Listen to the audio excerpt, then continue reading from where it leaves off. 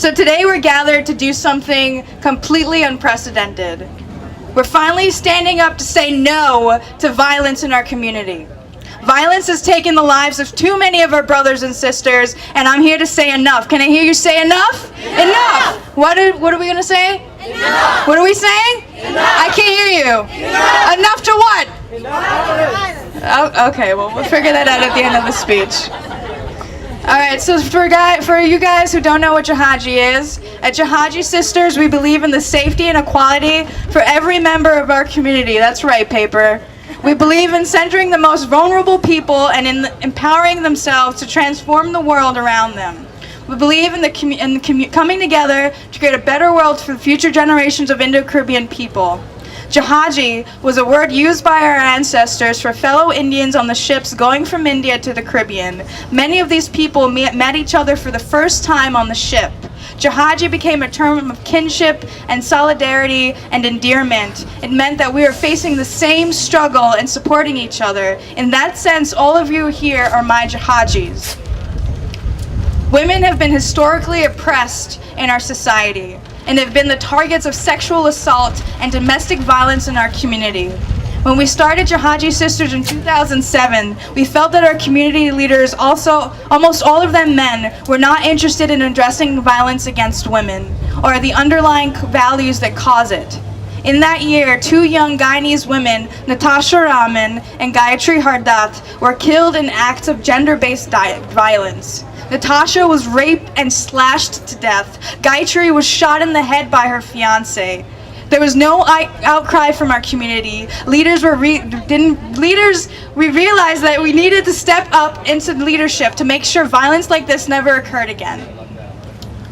God, I've got so much. There's statistics and all of these things, but I'm just gonna skip to this part. Violence is not just physical. Hate is also violence. Homophobia, sexism, and racism, and the slurs that come along with them cut us deeply.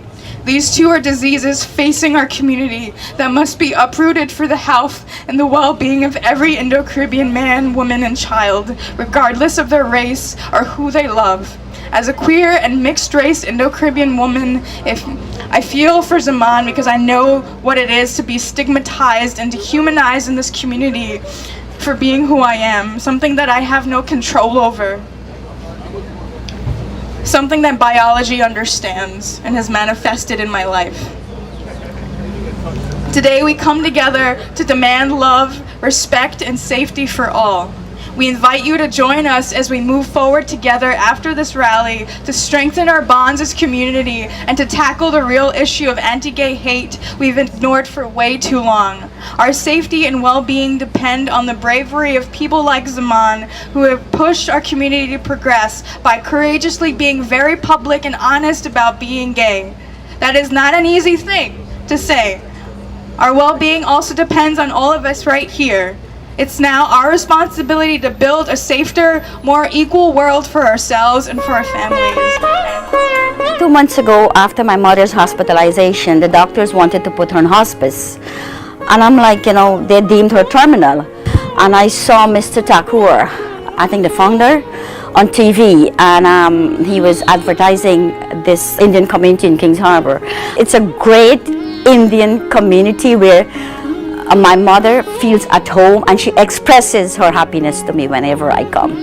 I know when I come I feel happy. I stay couple and I see everybody and I'm so happy. I brought my mother here like a month and a half ago and I haven't regretted my decision. It's one of the best decisions I've made for my mother. It's a home away from home.